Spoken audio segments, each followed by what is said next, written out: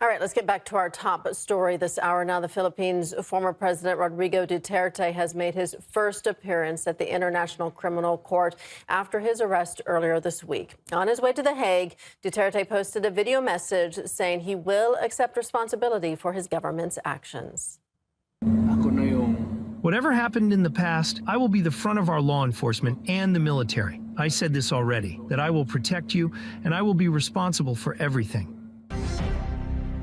All right, we can speak now to Rodrigo Duterte's former chief legal counsel and spokesperson, Salvador Panelo. Mr. Panelo, good to have you on the program with us. Thank you for taking the time to speak with us. I understand that you're in The Hague right now. Can you tell us more about how the situation with Rodrigo Duterte's case is unfolding? Let me correct you there. I'm not in The Hague. I'm still in the Philippines. Okay. What do you know about the case and how it's unfolding? Well, what I gathered from one or two lawyers there is that the preliminary hearing will start today. What more details do you know and can you share about Rodrigo Duterte's arrest? Sorry again, please. What can you tell us about the circumstances surrounding Rodrigo Duterte's arrest? I understand he was returning from Hong Kong to the Philippines when it took place. What more can you tell us? Yes. He arrived from Hong Kong, and upon landing, he was arrested without a warrant of arrest. And then he was reached to the Villamor Air Base and detained there illegally. And several hours later, they barged him into the room where he was taking his dinner and was forcibly taken to the plane. From our point of view, that was an illegal arrest, that was an illegal detention, and that was kidnapping. That warrant of arrest, they were showing, came from a spurious source, which is the International Criminal Court. As far as this country is concerned, it has no jurisdiction. In fact, this government, through our president, has been saying that ICC has full jurisdiction. That's why we cannot understand why suddenly it has reversed its stand upon a request of the Interpol, which was requested by ICC. ICC that has no jurisdiction, requesting an agent, Interpol, to request the Philippine government to effect the arrest. And this government has been saying that we have a legal system that is robust, that we are functioning legal system, and that this ICC has no jurisdiction, has effected the arrest upon the request of an agent of an ICC that has no jurisdiction. This is illegal. Under our law, a warrant of arrest issued by another jurisdiction, a foreign country, has to pass through a local court to validate that warrant of arrest. In the same way that under our extradition law, when a particular country wants a Filipino citizen plucked out of this country to face trial in the other country, it has to pass through the regular courts. Under the statute of the ICC, the same provision comes out that when ICC issues a warrant of arrest, that warrant of arrest has to be referred to the state member, and it has to pass through a judicial authority. And that never was done because he was immediately arrested, immediately detained, and kidnapped, forcibly flown out of the country.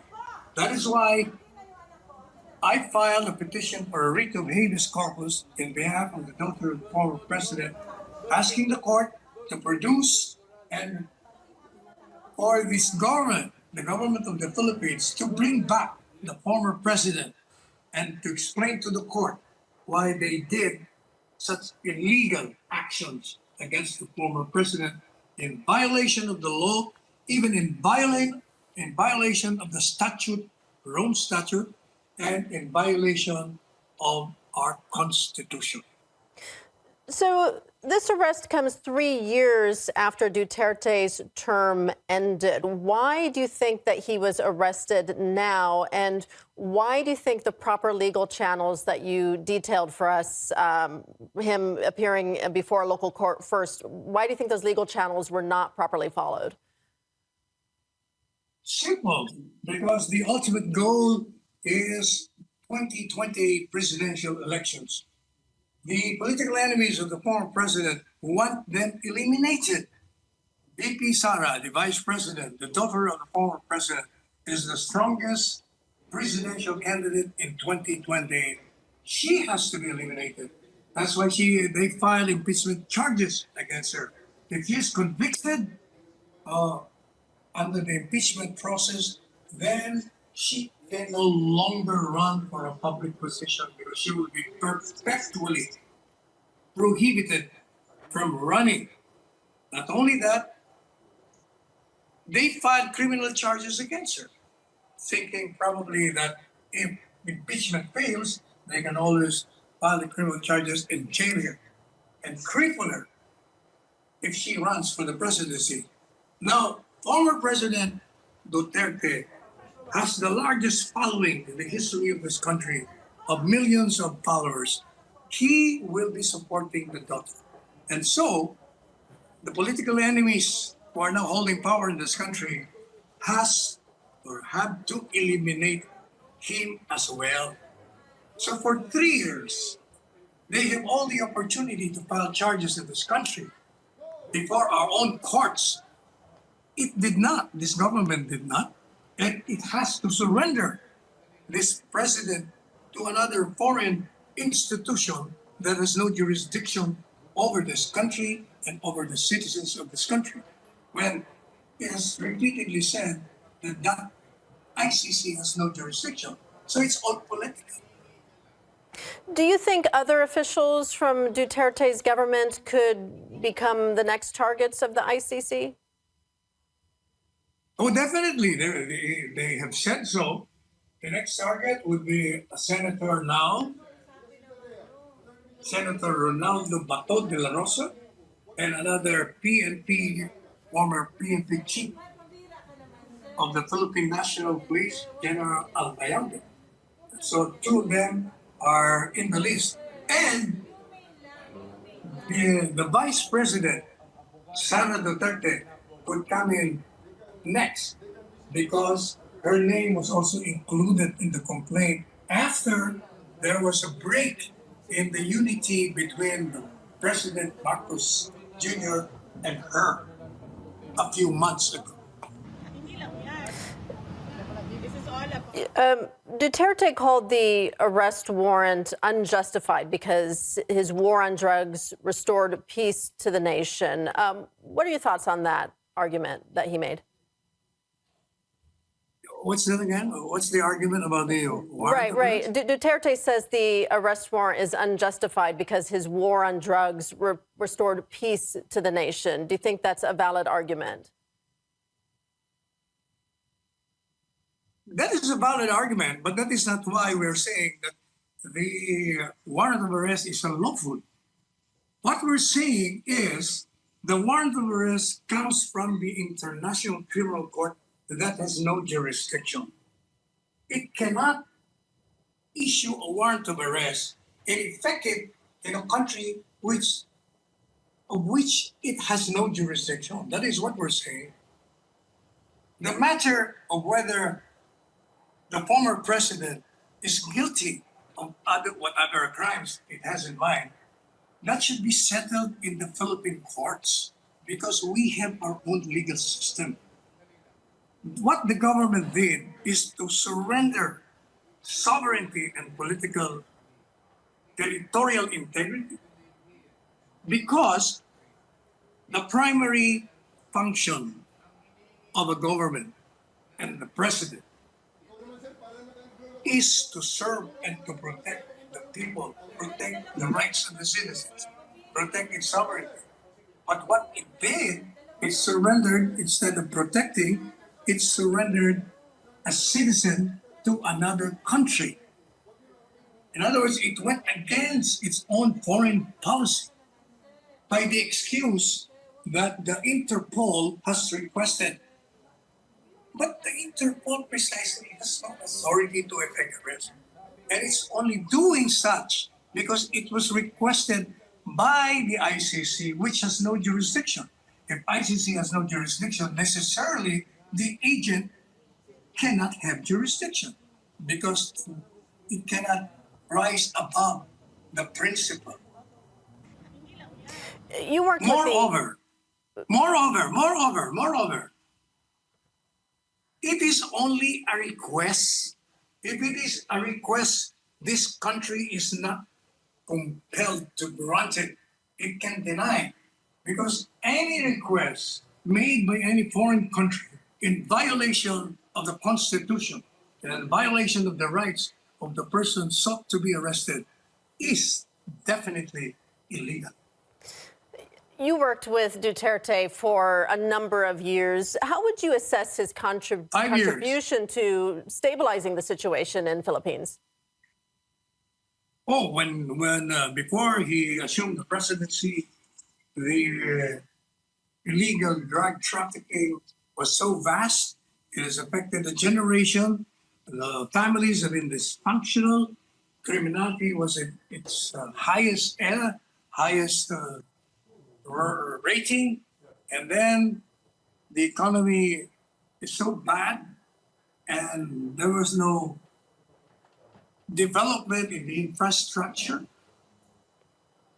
Many sectors in society were all crying for reforms, and former President Duterte responded to all that.